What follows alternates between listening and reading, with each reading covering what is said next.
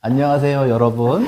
우리 성일고등학교 유튜브에서 이번에는 이 2학년 학생들이 많은 고민이 있다고 해서 학생들의 고민 사례를 들어보고 거기에 대해서 우리 2학년 담임 경력이 많으신 선생님들과 이야기를 나눠보고 또 어떻게 이제 진학 준비를 하면 좋을지 소개해드리기 위해서 오늘 영상을 준비해봤습니다.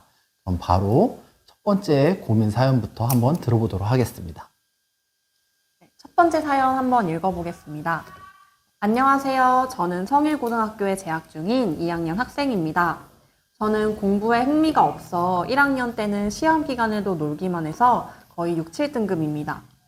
2학년 진학하고 담임 선생님과 여러 차례 상담 후 공부에 마음을 다 잡아 열심히 공부하기 시작했습니다. 1학년 때보다 열심히 공부해서 부푼 기대감을 안고 2학년 성적표를 딱 열어봤는데 이게 웬걸 점수가 거의 동일하거나 아주 미세하게 올랐더라고요. 유유.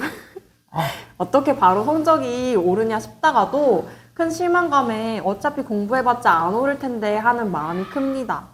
지금 제가 어떻게 마음을 다잡고 공부를 해야 할까요? 전사부 도와주세요. 라는 사연입니다. 네, 우리 학교에 참 많은 학생들이 이런 비슷한 고민을 할 것 같은데요. 네. 이승민 선생님 이런 학생 만났을 때 주로 어떻게 이야기해 주시나요? 저는 이런 학생일수록 지금 성적 역전을 앞에 두고 지금 버티느냐 혹은 포기하느냐 딱 기로에 있는 학생이라서 어떻게든 열심히 하라고 얘기를 해주고 싶은데 이제 꾸준히 공부하고 6개월이 지나야 겨우 평균 등급이 조금씩 오르는 것 같아요. 그래서 이제 자기가 마음을 다잡아서 공부를 했는데 바로 성적이 오르면 공부를 못하는 친구가 한 명도 없겠죠. 그래서 이제 지금은 나무가 있으면 이제 뿌리를 키우는 시기라고 생각하고 계속 꾸준히 열심히 하면 좋겠습니다. 화이팅! 착하시네. 너무 착하시네. 팩트 폭격기 우리 정우정 선생님께서 이런 학생 어떻게 주로 상담해 주시나요? 아, 일단 잠깐만. 내가 그만 들어가는데? 학생 색출하기 위해서 그러니까 그러죠. 내가 들어가는 반의 학생이고 관찰을 해봤는데 네. 올해 그렇게 막 기대감을 가질 정도로 열심히 했던 애를 지금 떠올려 보면은 그럴 사람이? 이따 쳐요. 이따 네. 치고 그랬다 치고 일단 그걸 생각해 봐야 될 것 같아요. 노력의 양보다 저는 이제 노력의 질을 한번 따져봐야 된다. 그 노력의 퀄리티. 나름대로 노력을 했다면 점수도 그냥 나름대로 나오는 거예요. 근데 봐봐, 좀 현실적으로 얘기를 해줄게요. 본인이 6, 7이었다가 지금 얼마? 4, 5? 4호도 안 되는 도 아니고? 그러면은 일단은 봐봐. 한번 본인이 생각을 해보세요. 1, 2, 3이 되고 싶다는 희망을 가지고 공부를 했겠죠, 당연히. 지금 만족을 못하는 걸 보면 어쨌든 분명히 그 이상의 점수를 바라거나 그 이상의 등급을 노리고 했을 거란 말이에요.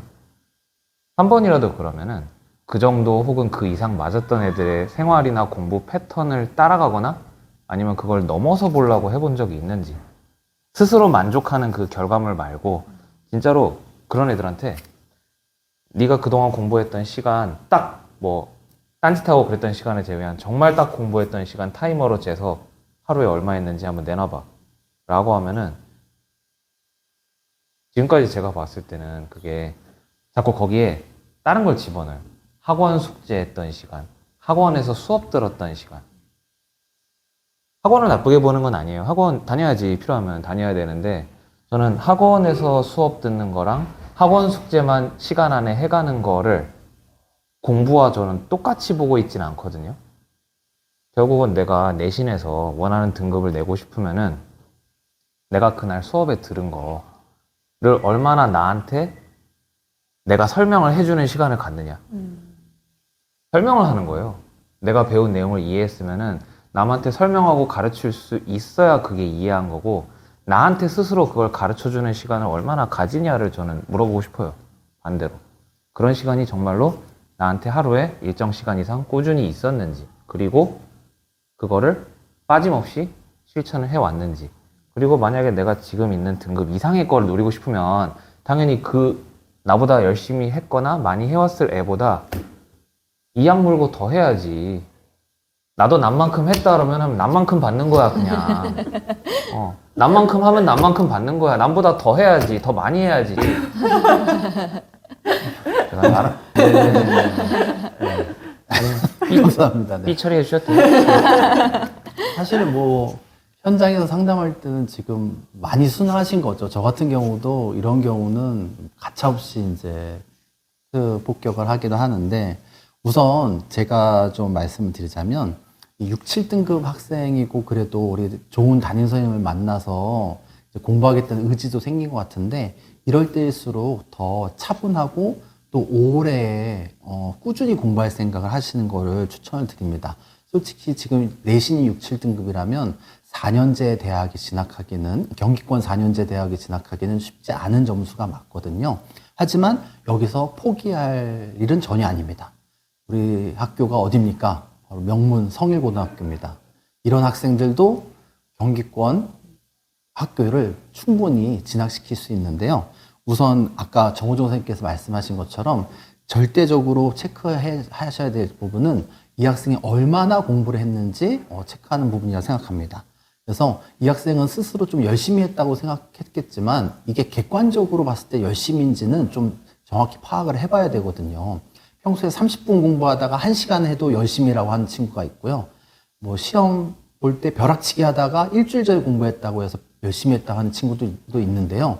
객관적으로 봤을 때 절대적인 공부 양이 좀 필요한 것 같습니다. 특히 우리 중학교에서 이제 벼락치기 익숙했던 친구들은 내가 열심히 했다 하면은 뭐 하루 이틀 정도 더 공부하는 것들을 이야기하는데요. 사실 고등학교 내신은요, 기본적으로 한 달 전부터 준비하는 것을 추천하고 있습니다. 최상위권 학생들 중에는 한 달 반 전부터 하는 친구들도 있는데요. 한 달 전부터 준비하는 것을 가장 적절하게 추천하고 있고요. 특히 이런 전반적으로 등급이 좋지 않은 친구들에게 제가 추천하는 바는 한두 과목이라도 자신에게 유리하고 잘할 수 있는 부분에 더 집중하라는 겁니다. 사실 국어, 영어, 수학은요, 이 베이스가 오랫동안 다져져 있는 친구들이 더 잘 볼 수밖에 없는 구조입니다. 그렇기 때문에 국영수는 하루 이틀, 한 달, 두 달로 절대 따라잡기가 어렵거든요. 그렇기 때문에 오히려 암기 과목을 중심으로 성적을 상승시키는 경험을 하시는 게 중요하다고 생각해요. 제가 중학교 때 담임 선생님은요, 별명이 챔피언 제조기였거든요. 근데 그분이 진짜 우리를 많이 때렸어요. 매일 때렸어요. 근데 그분이 때리기만 한 게 아니라 어떤 일을 하셨냐면 점수가 낮은 친구들한테 너희는 국영수 하지 말고 암기 과목만 해라 이렇게 하시더라고요. 근데 진짜 저희 반에 평균 40점이던 친구가 그 선생님한테 매일 맞아서 암기 과목만 다 100점을 맞아버려서 평균 70이 되더라고요. 근데 그 친구가 그 뒤로는 어떻게 됐냐? 공부에 자신감이 생겨서 국어, 영어, 수학도 하는 걸 봤습니다. 근데 공부는요, 자신감 그리고 내가 할 수 있다는 마음이 드는 게 중요하거든요. 지금 처음부터 국영수를 다 하면서 내가 전 과목 따라잡겠다고 하는 건 좀 무리일 수 있고요. 내가 잘할 수 있는 한두 과목에서 내가 한번 3등급, 2등급 이렇게 한번 받아보겠다라고 노력해 보시는 것을 좀 더 추천을 해드립니다.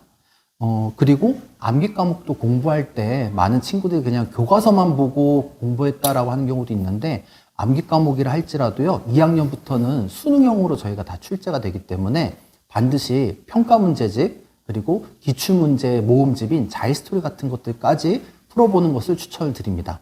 그렇게 해서 문제 유형을 익히고, 실제로 내신에서 나올 수 있는 문제들을 충분히 대비해야만 그런 시험에 잘 적응해서 볼 수 있기 때문에 이렇게 준비를 하는 것을 추천드리고요. 실제로 우리 고2 학생들이면 어디를 갈 수 있는가 이게 굉장히 이제 궁금하시잖아요. 방금 6, 7등급이면 경기권 4년제 가기 어렵다고 말씀드렸지만 일반적인 학교라면 그렇다는 이야기입니다. 하지만 우리 성일고등학교는 3학년 올라오면 우리 담임 선생님들께서 그 학생에게 가장 잘 맞는 유형을 통해서 좋은 학교로 진학할 수 있도록 돕고 있거든요. 만약 이런 친구가 욕심이 있다면요, 저는 지금 가장 잘 추천할 수 있는 것은 약수령 논술 전형이라고 생각합니다.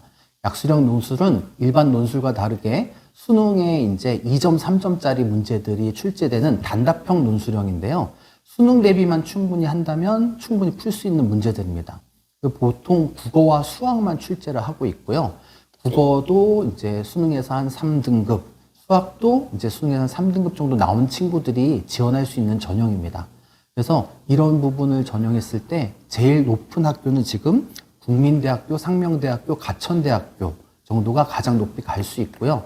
그 외에도 한국외대, 용인캠퍼스, 그리고 을지대, 수원대, 한신대 같은 경우도 많이 있거든요.